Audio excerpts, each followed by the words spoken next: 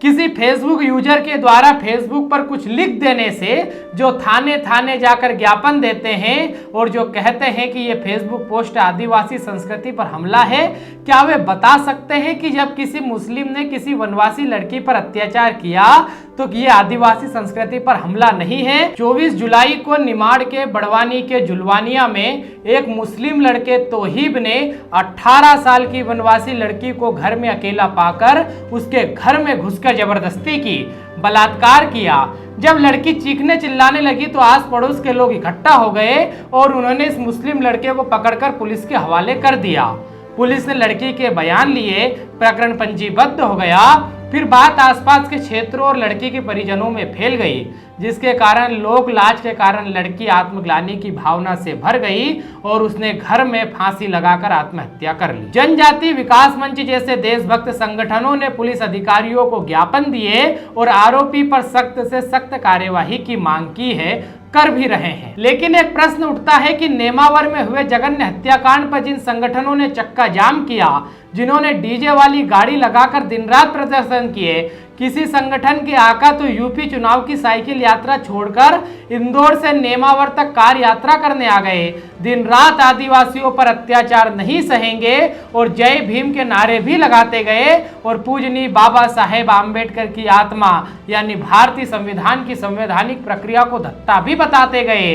Case fast track court में चलने के बावजूद जनता को गुमराह करने वाले वे संगठन और उनके आका कहाँ हैं?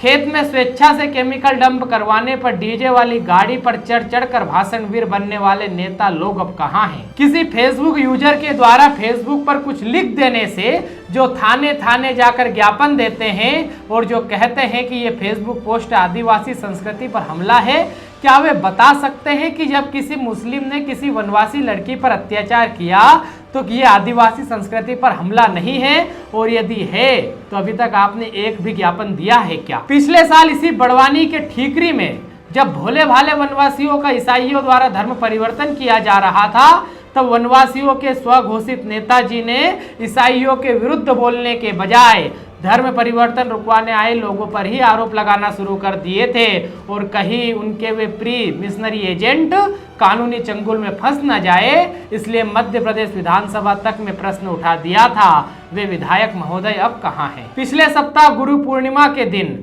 आबागढ़ के प्राचीन किले पर कुछ लोगों ने जब भगवा लहरा दिया तो इसे आदिवासी संस्कृति पर हमला बताकर दिन भर प्रदर्शन करने वाले, भीषण आंदोलन की धमकी देने वाले संगठनों को उसी किले में बन रही मजार से आदिवासी संस्कृति पर हमला होते हुए नहीं दिख रहा है क्या? क्या उन्हें एक 18 वर्षीय जनजाति लड़की के साथ जब किसी मुस्लिम लड़के ने विभत्स घटना को अंजाम दिया है तब उन्हें आदिवासी संस्कृति पर हमला होते हुए नहीं दिख रहा है? ऐसा भी कतई नहीं है कि इन्हें इस घटना पर कुछ मालूम नहीं है, इन्हें तो पूरी घटना मालूम है, क्योंकि जिस जुलवानिया में ये घटना हुई है वहां के थाने पर 2 दिन पहले ही एक फेसबुक पोस्ट के विरोध में ये स्वघोषित आदिवासी संरक्षक ज्ञापन देकर आए हैं। यदि धार के फेसबुक यूजर के खिलाफ ये जुलवानिया में ज्ञापन दे सकते हैं तो क्या ये जुलवानिया की घटना पर जुलवानिया में ही ज्ञापन नहीं दे सकते? जो संगठन अपने कंफर्ट एरिया में चॉकलेट पर भी आंदोलन कर सकता है, कलेक्टर कार्यालय घेर सकता है, थाने घेर सकता है, वो संगठन क्यों इतनी बड़ी घटना पर चुप है? इसका उत्तर क्या है?